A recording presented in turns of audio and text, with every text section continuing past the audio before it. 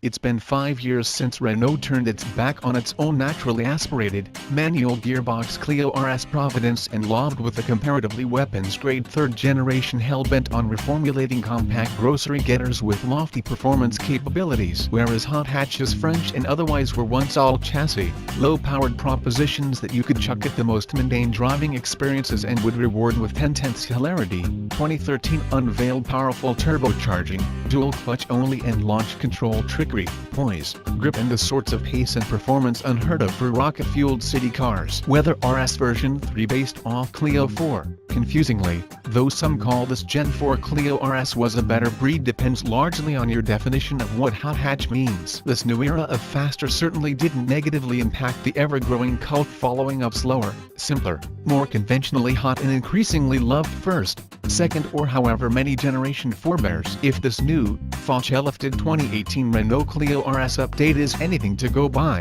there's been no need to raise the levels of power and pace we've become accustomed to for the past 5 years. That's because, in this new version, there's no extra on show. Instead, the three-strong lineup makes do with some aesthetic and equipment fiddling in the otherwise familiar mix to add a little newfound luster to the compact hot hatch's already shiny halo. There's some nomenclature fiddling, too. The numerals 200, 220, et al. Have disappeared from official literature, though RS methodology still confounds. Is the base car, in expanded form, really called the Renault Clio Renault Sport? No matter. On test here, resplendent in Renault Sport's signature liquid yellow paintwork, is the mid-range Cup which, at $32,490 list, is flanked by the regular Clio RS Sport, at $30,990 list, and the tree-topping trophy that lobs for $42,990, albeit drive-away rather than MRLP. For clearer pricing differentiation, Renault Australia currently advertises the Trio as starting from $33,990,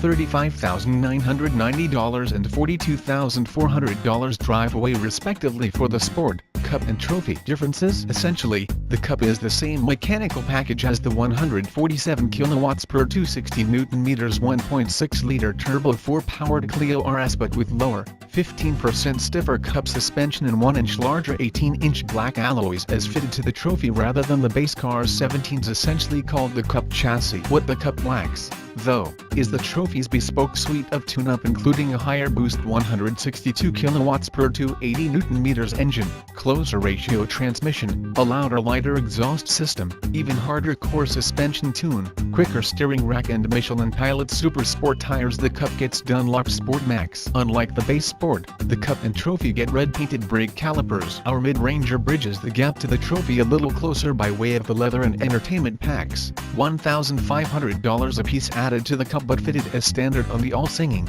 all-dancing flagship. Add an extra $750 for the heroic paintwork and our tester is $36,240 before on-roads for what appears, on paper, to be an amalgamated, highly specified example skewed towards focused on-road performance if without the Trophy's bone-jarring, circuit-centric ride quality. A go-fast street variant as it sits, then it's a smart looker. Even a facelifting doesn't go beyond those neat new rims and the addition of those questionable-looking checkered flag driving lights. In the flesh, it's nicely squat and purposeful without appearing too garish. Inside, there are few surprises. The chunky steering wheel and funky instrumentation, its digital speed will only remain, and the slightly nicer soft touch material across the dash and binnacle lifts presentation a little from a design half full of hard, shiny plastics. The mechanical adjust, black leather seats present well, complete with red double stitching, though they're quite rib-hugging under the shoulder blades. Buttons and switches are a mixed bag, ranging from nice and tactile climate control, cheap and clunky mirror adjusters to clumsy boxy audio control tacked onto the steering column. The seating is low-slung, ergonomic, quite driver-centric, and the amount of seat and steering adjustment is exceptional. Even the tallest driver should be comfy, but, in true French style, there are quirks. For instance, the stagger in height between the pedal demands a big lift from the accelerator to reach the brake, and those short, column-mounted paddle shifters render themselves utterly useless at even the smallest turn of steering lock, defeating much of the advantage of their purpose. At least the console shifter presents the upshift-downshift motion in the correct backward-forward orientation. The dinky 7.0-inch touchscreen is the same hardware as the base Clio Life, but you do get proprietary navigation, a rear-view camera, and front and rear sensors as standard. There's nothing terribly flashy or slick about the $1,500 entertainment pack's upgrade or link software. The navigation is rudimentary, the RS monitor onboard telemetry gimmicky and not terribly useful outside of a racetrack environment unless you're keen on real-time power, torque and G-force feedback en route to the express lane at the supermarket. Phone mirroring. I don't own Android, so I have no idea. Digital radio is nice, but again it can be had on the entry Life at half the Cup's price. There's a lot of the same stuff, and much of it unchanged stuff we've had issues with at times with our pre-Fauci lifted long-termer back in 2015. The carryover Turbo 1.6 has a nice raspy note at idle, and it gets better and bolder the closer engine revs soar to the 6,500 RPM's redline by hot hatch measures. It's quite a howler. Even in normal drive mode, it pulls stridently off the mark without much in the way of torque steer, and the electronic differential converts traction into motion impressively. Like any boosted small-capacity engine and dual-clutch gearbox combination you can name, it's not the most seamless powertrain, but in normal mode it's amply tractable and generally cooperative throughout the balance of everyday driving. And you'd better like the so-called EDC automated gearbox format. There's still no conventional cog swapper on the Clio RS menu, and there isn't likely to be in the foreseeable future. Sport drive mode struggles around town.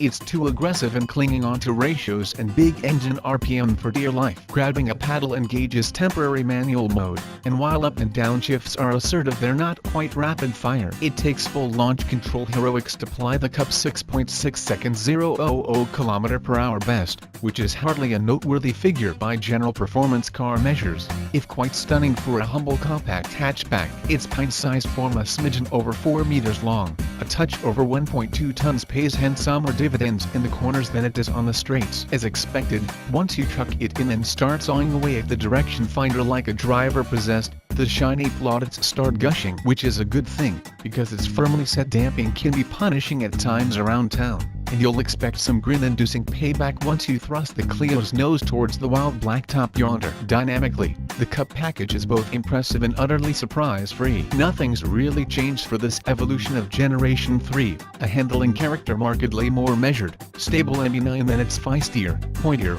Generation 2 forebear. A hot hatch is nothing without absolutely cooperative steering, and this middleweight Cup tune offers a handy balance of weight, point, measure and feedback that's fit for purpose if not quite rave-worthy across the ever-changing and occasionally hostile surfaces of most proper driving roads. The suspension tune is damn fine. The firmness provides a nice crispness in character. The tempered compliance allows the chassis to settle and track well over mid-corner bumps. The Dunlops grip up nicely carrying speed through sweepers, but lack a little purchase through tighter corners and fast direction changes. On balance, it leverages pace more confidently than it does playfulness, which won't be to every hot hatch lover's taste. Essentially, the lofty point-to-point pace today's Clio RS can muster up on a backroad transcends the old bury the right foot and steer your way through hot hatch methodology of old. It's too quick. Stability and predictability, two of the car's strong dynamic suits, ultimately serve the package well, at least punting around with red mist in the public arena. That is, bar a one-off glitch with the stop-start system that stalled the car, we couldn't repeat the issue. It's a perfectly capable and rapid if stiff riding prospect around town. If ride quality is a priority and backward bombing isn't an ownership priority,